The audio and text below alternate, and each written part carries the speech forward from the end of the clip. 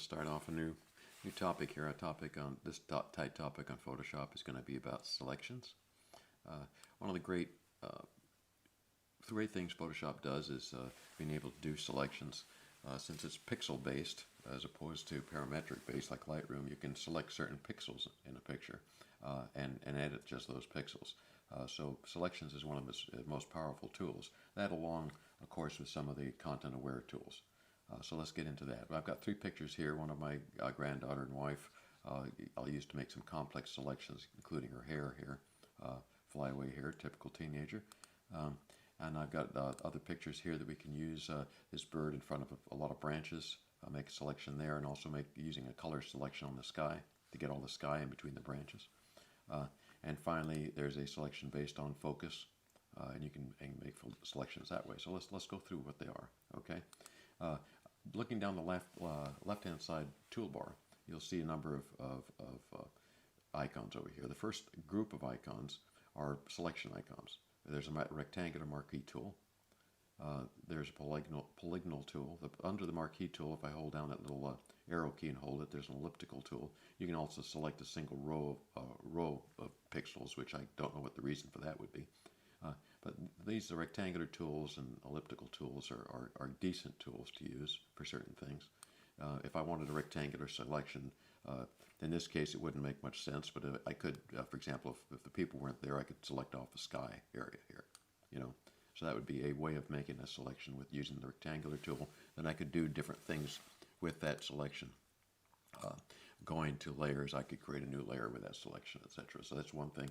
The just and the things to remember is shortcuts. If I wanted to increase the selection, for example, on the rectangular tool, if I held down the Shift key, and this happens with all. This is good with all selection tools. If I hold down the Shift key, you'll see a little plus sign show up next to the. See, without the Shift key, there's no plus sign. With the Shift key, there's a plus sign. Now, if I wanted to add that rectangular tool, I could do that. Just made it bigger. If I wanted to subtract from the rectangular tool, I'd hold down the Option key, and if I hold down the Option key, you'll see a little negative sign show up. So if I wanted to subtract off, something right in the middle here, I could do that. So now I've got still two selections here. So that Shift key adds, Option key or Alt key subtracts. Okay. Now let's one more shortcut that's good to know is Command or Control D. That's deselect. So say I want to deselect that and I want to use the circular tool. So I Command or Control D, I deselected it. Okay. Now I can go use the circular tool, which is very similar to the rectangular tool, except it's a circle, right? So if I hit Shift, I can add to that selection. If I hit Option, so Option, I could subtract from that selection. Okay, Command D, deselect. So these kind of tools over here will select circles and squares, and they're good for certain reasons. This tool here, the polygonal lasso tool, is very similar to that. I can select off an area of the picture by going around clicking an area, and then coming back and joining them together. By the way, when you do come back, let's do a deselect. Going around, you'll see as I click and I come back to the area when I join it, you'll see a little icon show up, a little circular icon there. That means okay, join it. That you made the circle. Okay, so the polygonal tool is useful for certain things too. And then as you get below these tools here, you start getting into some more sophisticated tools. Deselect, Command D. Let's use these tools are some of the ones that have been around a long time. Not the object selection, that's a relatively new one. The quick selection tool is one I use a lot, and the magic wand tool I use a lot. Quick selection tool, you just drag the selection tool over what you want. So there's a little circle there. You can make that circle bigger or smaller. And say I wanted to select the sky here. I could start by just starting to drag, and it has some intelligence to it. So as I drag, it'll start to try to figure out what it is I want to try to select. You'll see what starting to select the sky around the heads of people, and it's not always perfect, but it does pretty decently. So I've gotten a lot of the sky selected. Of course, it's gotten into areas I don't want it to get into, but this tool works pretty well for selecting certain things. So I'll deselect there. See if I can select that windmill back there by just one click on it. It looks pretty good. Now, of course, trying to select the fans and everything else, I would probably reduce the size of this tool and start to. I actually doing one click instead of dragging over there and doing one click on these things. It starts to define what I want to select. It did pretty good. See, there's an area here. It's selected right on top of the windmill here. If I hit down the Option key and click in that area, and click a couple of times in that area, it'll deselect. Now, there's some smartness in the tool. As you go around, it starts to learn what it is you want to get a hold of here. So that works pretty decently. For example, now having selected a particular group of pixels here, you can do different things with them. Let me take this picture of myself out of here. Sorry, I didn't realize it was down there. I can now say, for example, I can do let's go to hue and saturation and change the color of that windmill back there to a different color. Okay, I got a purple windmill, got a red windmill, whatever it is. I can run the saturation up on the color of the windmill, make it a different color. So now I can change the color of the windmill to something else. So you can make selections and do some different things with it. Okay, so I'll get out of that, drop that into the garbage can. So that's the the quick selection tool. Very, very useful tool. A magic wand tool. Let me use the magic wand tool somewhere else just to show you what that does. Magic wand tool selects based on color. So how would I get this whole sky selected here so I could do some editing on it? Well, what I would do is I would try the magic wand tool. I see I've selected the magic wand tool, and you can see the wand icon up there. There's a tolerance up here. Now I'm selecting a sample size. I wouldn't want to select a point sample because I might be selecting a speck of dust here, or a little cloud or something. I want to select more than a point sample. So I'm going to select a 5 by 5 pixel sample. I'm giving it some tolerance here. The higher the tolerance, the more colors it's going to select.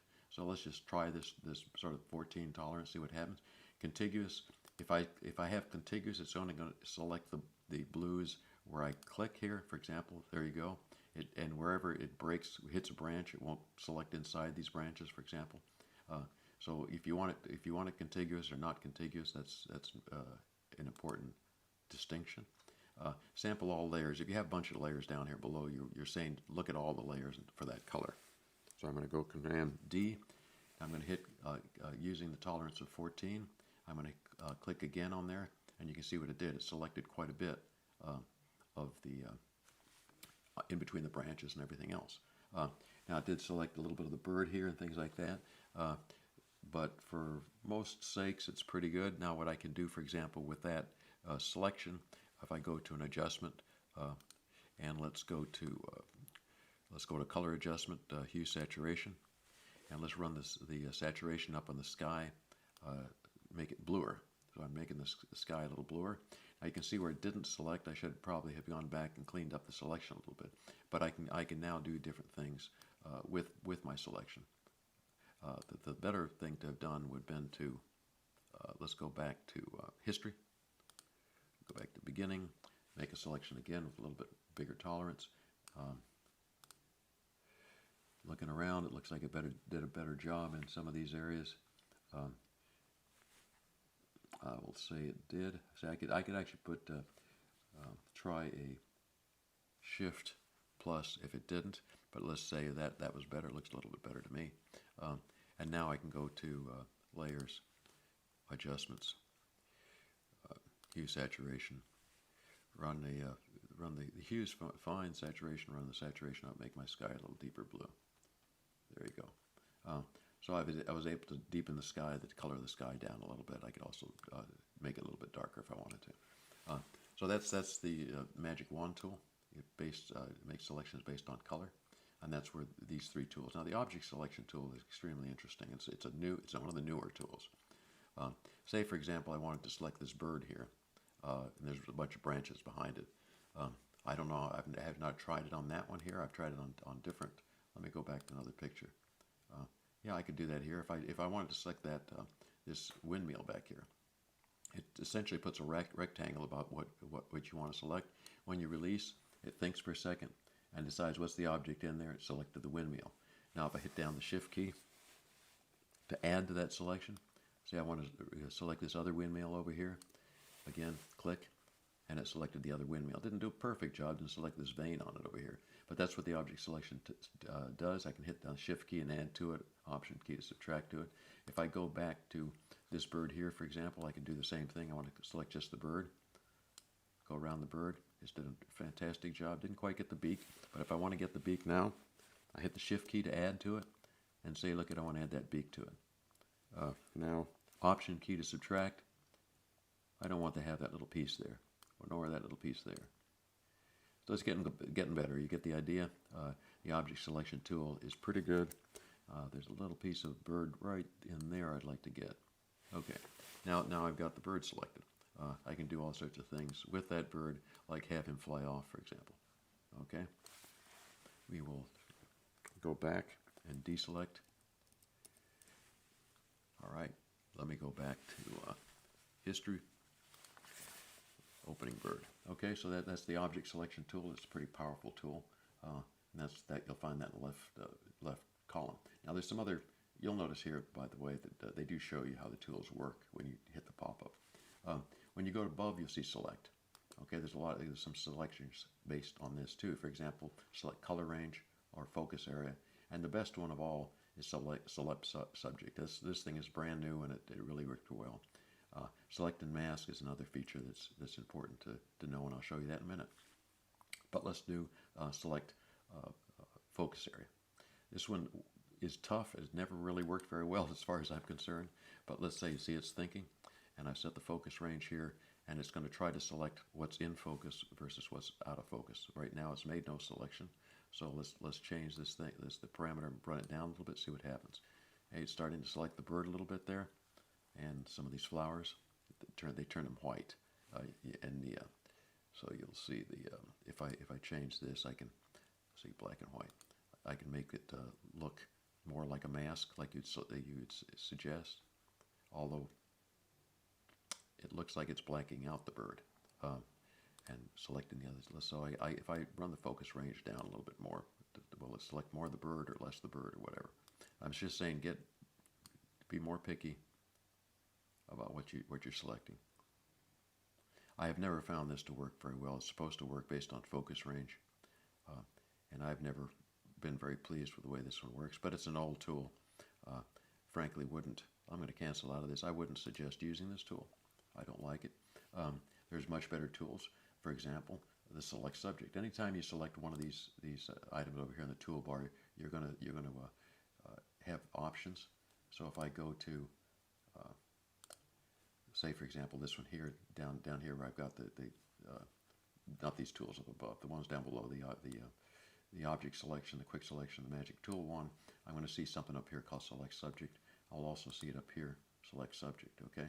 If I hit select subject, there's an artificial intelligence in here that immediately looks for the subject and selects it. So it doesn't matter what picture I go to. Now this one's going to be more difficult. What's the subject in this picture? Obviously the bird. Can it pick it out? It did. It missed some feathers up here. It's missed a little bit of the beak, but we can fix that. But it's done and it's missed the feet. But it's done a pretty decent job of figuring out the subject. Also missed some of the neck. This one's a tough one. The one that always amazes me is how it does with selecting hair. Deselect. Let's go back to this picture here. Hair has always notoriously been hard to select. If I try, for example, let's try an old tool that used to be around for years, and the quick selection tool. Say I wanted to get my granddaughter and select her out of this picture. I would drag over her, okay, and it'll start to select her. You see, there's hair missing, but there are tools to fix that, and that's the selected mask tools. So I'm saying, let's say I've got her pretty well selected. I got, let's say that for anything's sakes, I've selected part of the sky over here by the windmill. Hit down option. This is the way you'd have to select before select subject, okay? And why it did that, let's go back. So I've got it pretty well selected. I'm going to have to go back and pick that. So the way you would do that, and then you would use something called selected mask to pick up the hair, okay? So I would go to selected mask, and then I would start brushing around outside. Brush size not that big, around outside, and saying, look at, I want, with this over here on the left selected, this is the smart, the second icon down is a smart one. The first one is just quick selection tool like you've seen before. The second one is refine edge tool. It's the one you want to use. If you go around the edge of the subject, you would then try to start telling Photoshop to pick up the hair. You can see what it's doing. It's picking up the hair strands around the edge. Okay, and also not deselecting where the hair where it shouldn't be selection. So I can go around here and start to say, okay, I've got the hair better selected. This is the way you would typically have done it in the past, and you may even do it now like that. So how this tool works. I've got the opacity. You've got different ways you can look at this too. By the way, I can look at this as black and white. You can see how it's done with the hair. Depending on how your preferences, you can set this to what you'd like over here. You typically would do a little radius on it. That's just telling Photoshop to look out a little bit around what you got selected to see if there's something else out there that should pick up. I wouldn't put the radius up too high. Too high, it's going to look out too far. In this case, it's not doing that too much, although it's softened the edges down here quite a bit. I'll bring it back. It's hardened up the edges a little bit. That's good. I would say that's getting pretty darn good. These other feathering is always good. Sometimes if you're getting a little haloing around things, but that's a little bit another subject. When you finish this refine edge tool, then you can say, do I want this sent out as a selection, a layer mask, a new layer with a layer mask, or what? Say for example, I want it as just a layer mask. Okay, I'll hit click layer mask, and you'll see what happens. This comes up. When I go to layers, there's now a layer mask. This allows me to go in and refine things. That was the old way of selecting a subject with hair. Did a reasonably good job, but it was a lot of work. And what I showed you was pretty quick. To get it done right, I'd probably have to do a lot more work. Let's go back now and a little bit history panel again to go to the beginning. If I had, instead of that, I'd say select subject, okay? The beauty of this, now I'm going to select my wife and my granddaughter in this case, but let's say that's okay. Select subject. What amazes me, as you can see up here, it's done a good job of looking for hair and everything else around the edges. If I go now to select and mask, you can see a lot of the hair has been selected. I can still go up here and do a little refining on it. It doesn't do any harm to finish it off. But it has done a really good job of figuring out who the subject was in that picture and selecting them off. So that's a real good tool. There's obviously some work that has to be done out here. It's doing some funky selections on the side, but that is the idea with some of the selection tools. So you've seen the selection tools down the left-hand side, and you've seen the selection tools up here. One of the things you've seen selected mask, select subject. Modifies, once you've got a selection like I've got in this one particular here, in some cases you'll want, especially if you're using the content aware tools, you'll want to modify the selection and expand it a bit so it cuts in. Let me show you an example of that. Say I wanted to get rid of this windmill back here, okay? I'm going to show you a content aware tool, but object selection. Let's just, for example, go over the windmill here. Now it's done a selection of the windmill. If I don't do anything to it right now, and I go to Edit, Fill, Content Aware, it'll fill that, but you can see that there's messy edges around it, okay? What I would rather, it didn't do a very good job at all. Let me do something different here. Let me deselect that and go back to the beginning. I'm going to make another selection of that same windmill though, okay? But this time I'm going to go to Select, Modify, Expand, so that the selection cuts into the surroundings. So it does a content aware. I'm going to make 10 pixels out of this thing just so it cuts in big. So now it's made a bigger selection around that. Now if I do a Edit, Fill, Content Aware, hopefully it'll do a better job. There, it did a better job. Did a much better job. There's a little remnants here, but if you're making that kind of selection and replacement, sometimes it's good to go ahead and use that expand tool to cut into the the area around it. So when it makes the replacement, it does a better job. So anyways, I hope that helped. Good.